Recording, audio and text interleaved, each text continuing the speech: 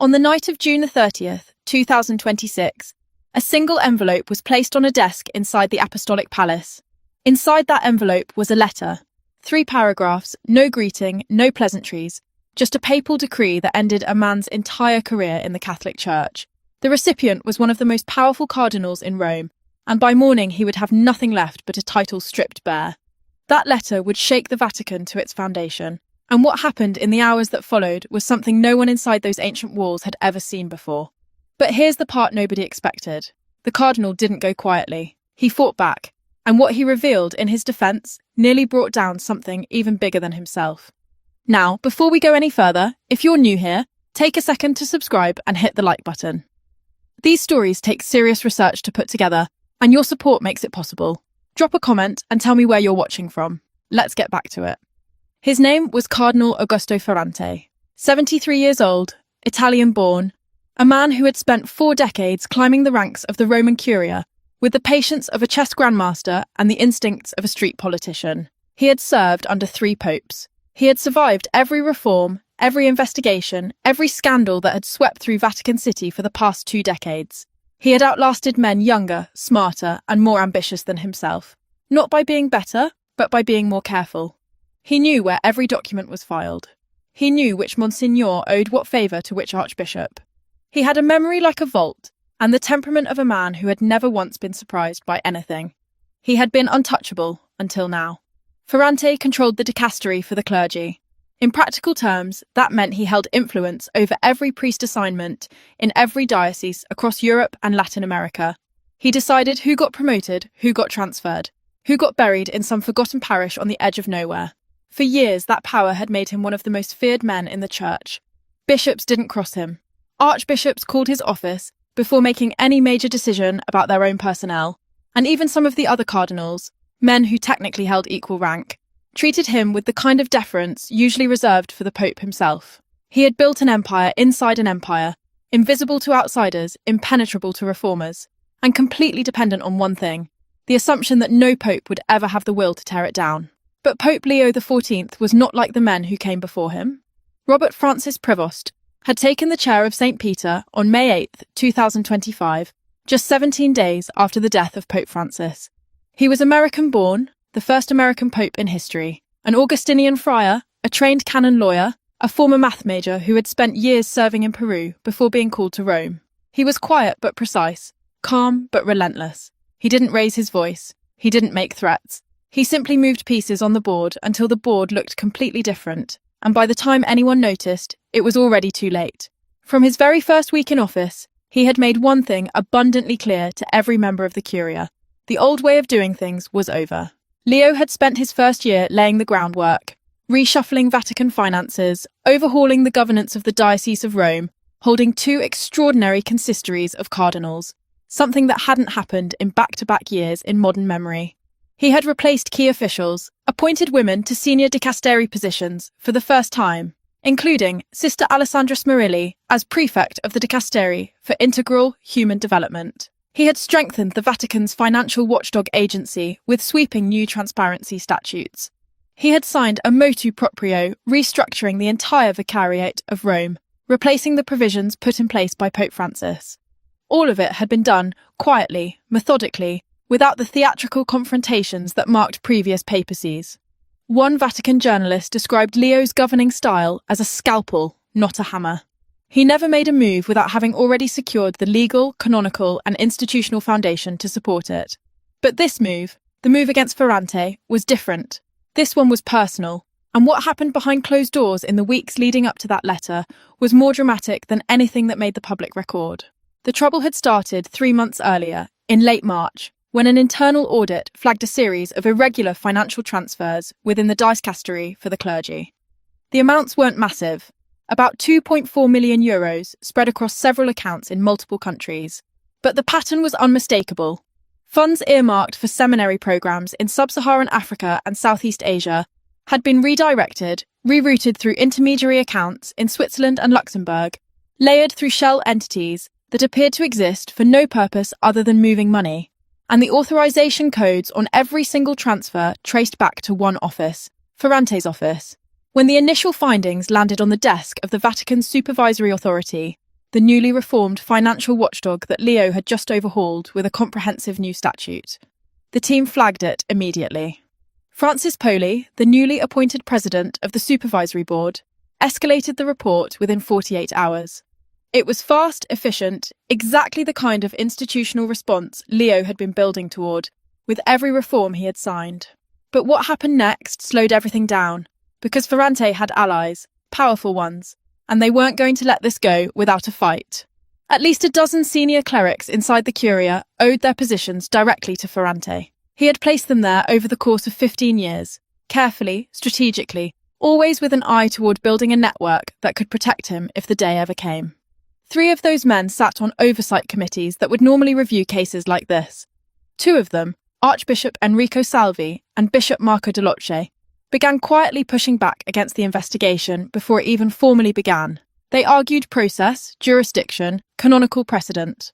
They said the audit methodology was flawed, that the transfers had been approved through proper channels, that the funds had been redirected temporarily due to banking restrictions in the recipient countries, and that all monies had eventually reached their intended destination.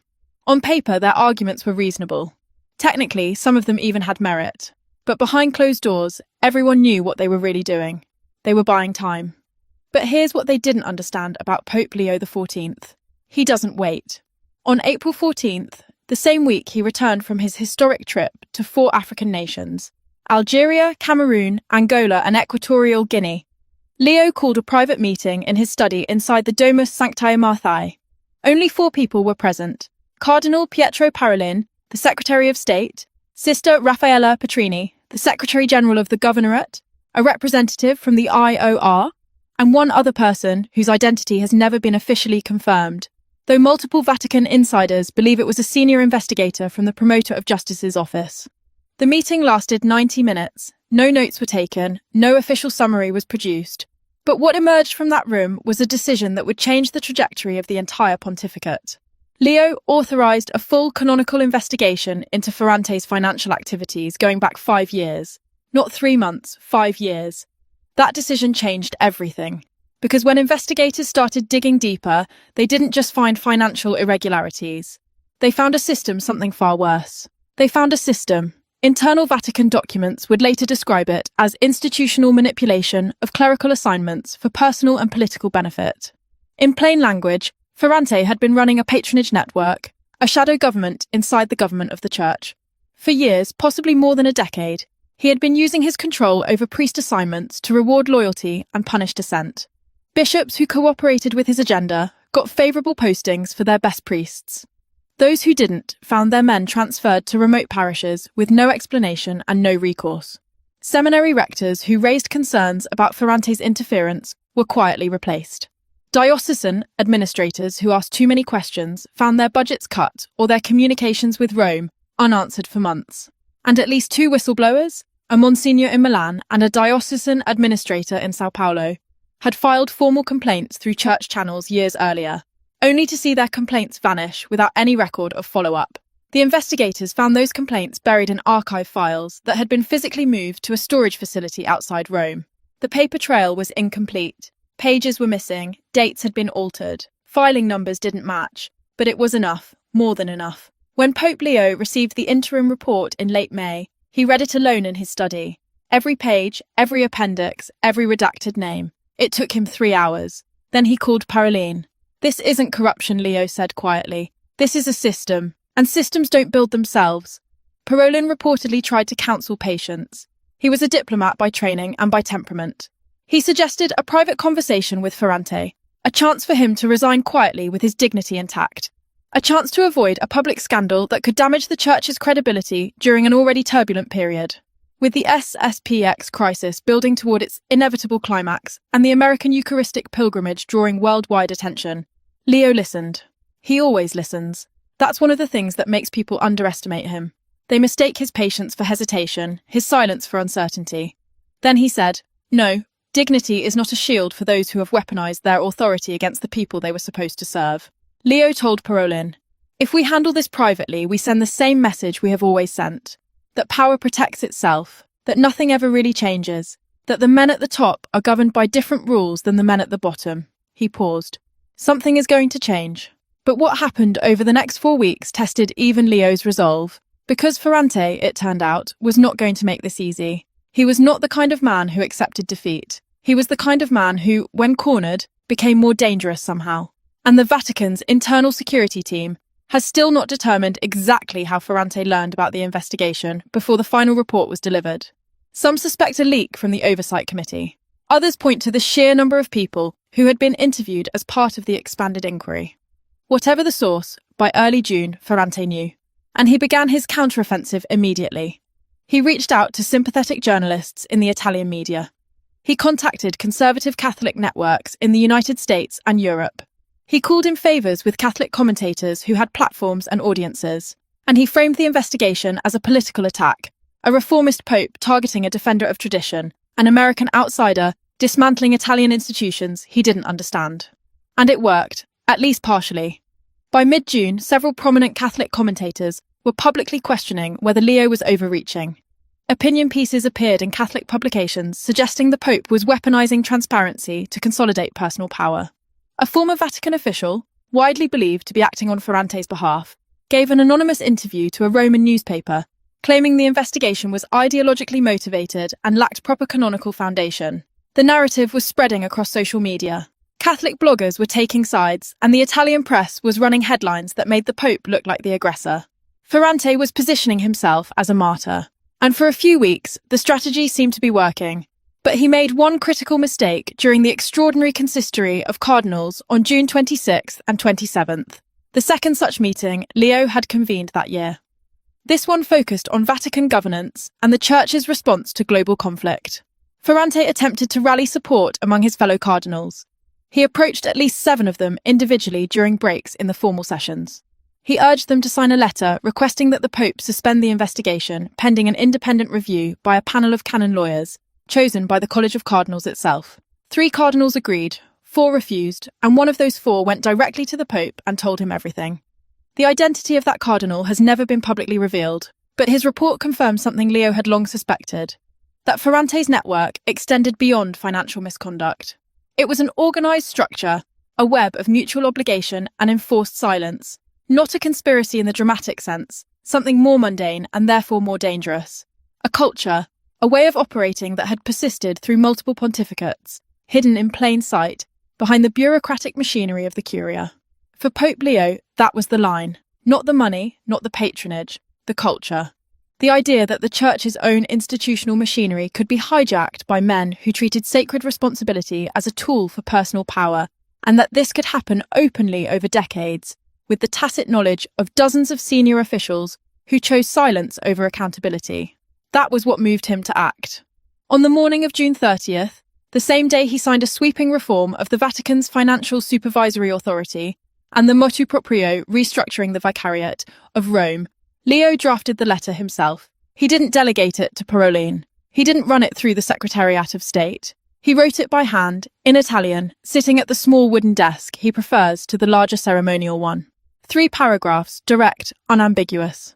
The letter informed Cardinal Augusto Ferrante that by papal decree he was being stripped of all curial responsibilities, effective immediately. His faculties within the dicastery for the clergy were revoked.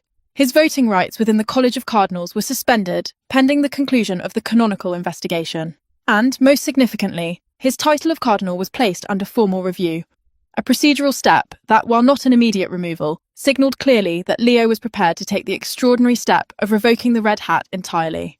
In the entire history of the modern papacy, only a handful of cardinals have ever been stripped of their rank. It happened under Pope Francis when Theodore McCarrick was laicized in 2019. But that case involved criminal allegations of sexual abuse. This was different. This was a pope telling the world that political corruption, the systematic abuse of institutional power for personal gain, was just as disqualifying as any other crime in the eyes of the Church. The letter was delivered to Ferrante's residence inside Vatican City at 9:45 that evening by the papal nuncio assigned to internal affairs. By 10:15, every bishop in Rome knew, and every single one of them went quiet. Not because they were afraid, not exactly, but because they understood what this moment represented. This was not a symbolic gesture. This was not a warning shot fired to make headlines and then forgotten. This was a sitting pope, barely 14 months into his pontificate, publicly dismantling the power structure that had protected men like Ferrante for decades. And he was doing it on the same day he had already signed 2 other major reform decrees, as if removing a cardinal was just another item on his agenda for a Tuesday. That composure, that calm, steady, almost surgical precision, that was pure Leo. The reaction inside the Vatican was immediate and deeply divided. Ferrante's allies were stunned. Archbishop Salvi, who had led the effort to slow the investigation in its early stages, reportedly cancelled all his meetings the following morning and was seen leaving Vatican City in a private car before noon. He told his secretary he was going to visit family in Umbria. He did not say when he would return. Bishop Delos released a brief written statement expressing deep concern about due process and canonical integrity, but conspicuously avoided defending Ferrante by name or challenging the Pope's authority to act. The 3 cardinals who had agreed to sign the protest letter quietly withdrew their support within hours. None of them issued public statements. None of them returned Ferrante's calls. One of them later told a colleague, in a conversation that was eventually relayed to Vatican journalists, "The ground shifted overnight. It's not the same church it was yesterday." But the reaction wasn't uniformly fearful. Among younger clergy and reform-minded bishops, men who had spent years watching the Curia operate like a closed system that rewarded loyalty over competence, the mood was something closer to cautious, almost disbelieving hope. A Monsignor who works in the Secretariat of State, speaking on strict condition of anonymity, described the atmosphere as electric but calm, like the air after a thunderstorm. He said people had been waiting for this, not for Ferrante specifically, but for this kind of clarity, for a pope who treats accountability as a principle, not a slogan you put in a document and then forget.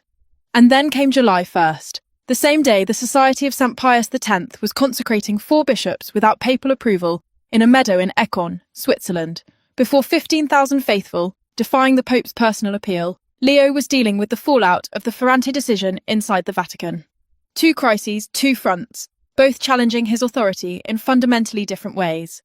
The SSPX was challenging him from the outside, a traditionalist movement that rejected Vatican II and believed it alone upheld Catholic truth.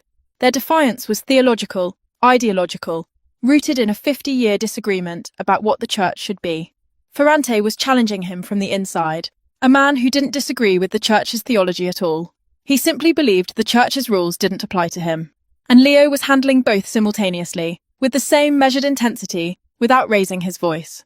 That morning, Leo held a brief meeting with Cardinal Victor Manuel Fernandez, the prefect of the Dicastery for the Doctrine of the Faith. The meeting had been scheduled weeks earlier to discuss the Vatican's response to the SSPX consecrations. But according to sources close to the prefect, Leo spent the first 10 minutes asking about Ferrante's response to the letter. Fernandez told him Ferrante had not responded formally, but he had made calls, dozens of them, throughout the night and into the early morning, to cardinals, to journalists, to canon lawyers in Rome, Milan and Madrid. Leo nodded slowly. "Let him call," he said.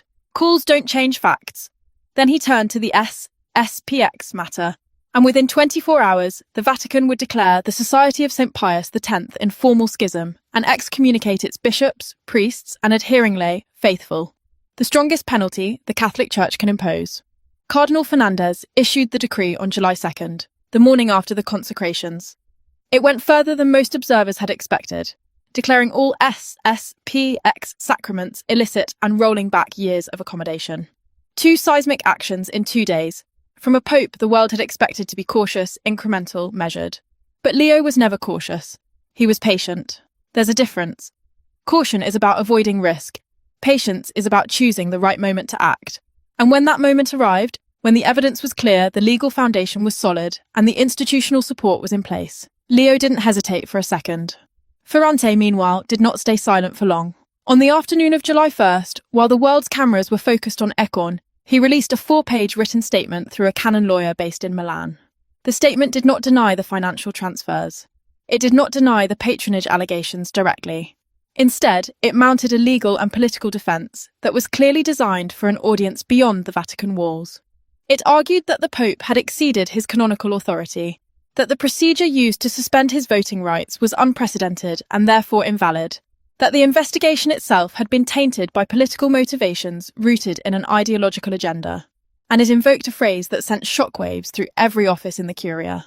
Ferrante wrote, that the current pontificate was pursuing a path of institutional deconstruction that threatens the very identity of the Church.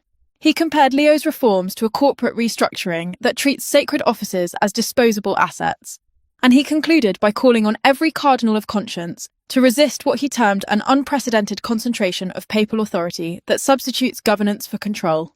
That last phrase, unprecedented concentration of papal authority, was read inside the Vatican as a direct challenge, not just to Leo's decisions, but to the legitimacy of the papal office itself.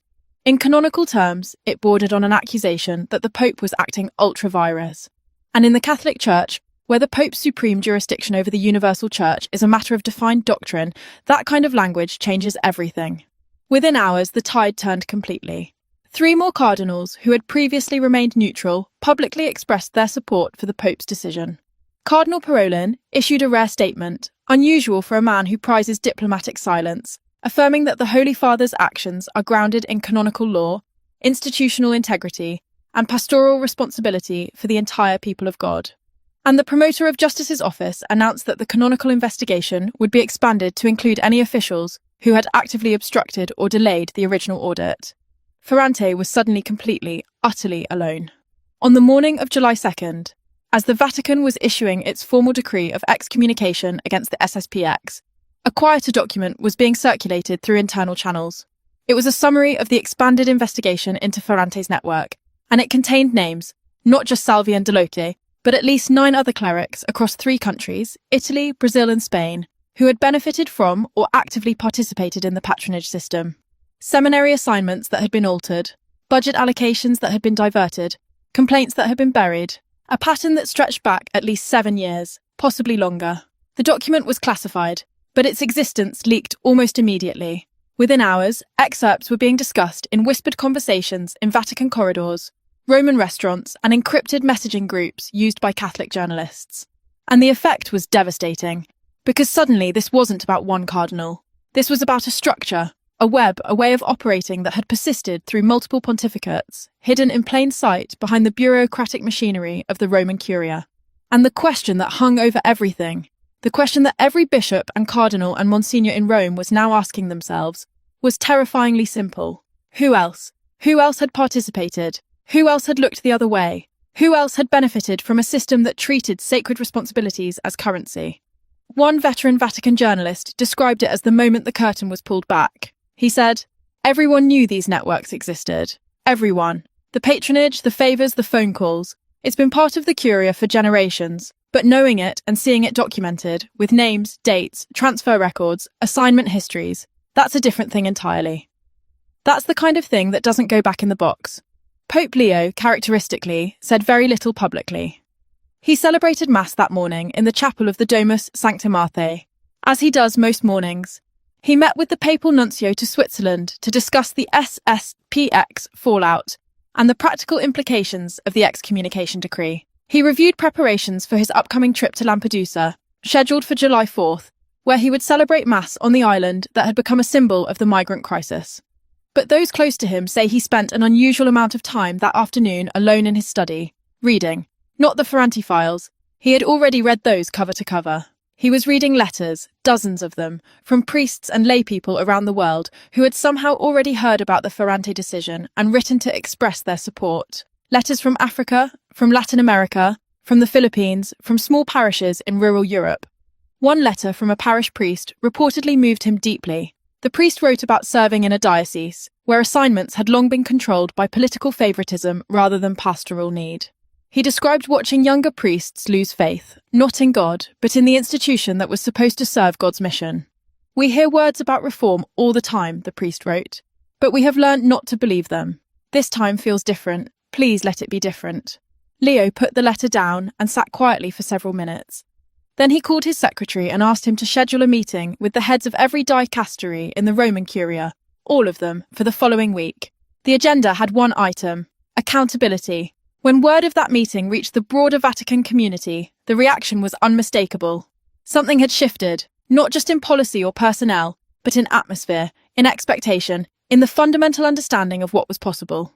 For decades, the unspoken rule inside the Curia had been simple: survive. Align yourself with the right patrons. Keep your head down during investigations. Wait for the storm to pass. The storm always passed. Popes got old, popes got tired, popes died. And the machinery kept turning the same way it always had. But this storm wasn't passing. This pope wasn't tired.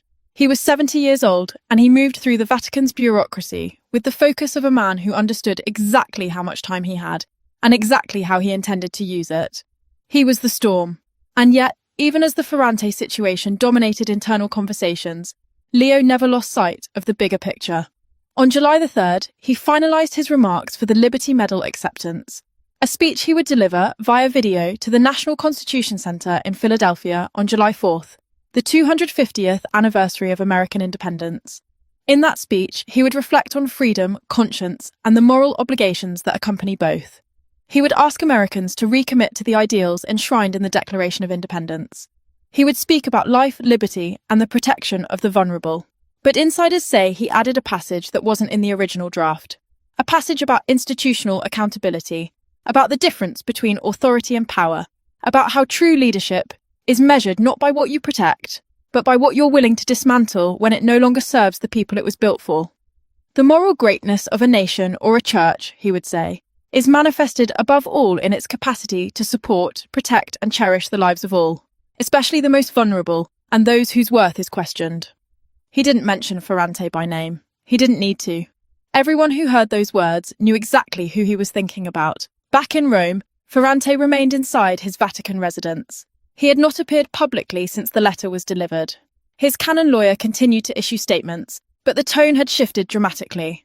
The aggressive legal challenges had been replaced by quieter language, references to dialogue, pastoral sensitivity, and the hope for a resolution that preserves the unity of the Church. It was the language of a man who knew he had lost. But the consequences of what Ferrante had built, and what Leo had exposed, were only beginning to unfold. The expanded investigation was still ongoing. The names in that classified document were still being reviewed. More interviews were being scheduled. More records were being examined. And the question that hung over the Vatican like Roman summer heat, heavy, inescapable, pressing down on everything, was still unanswered. Who else?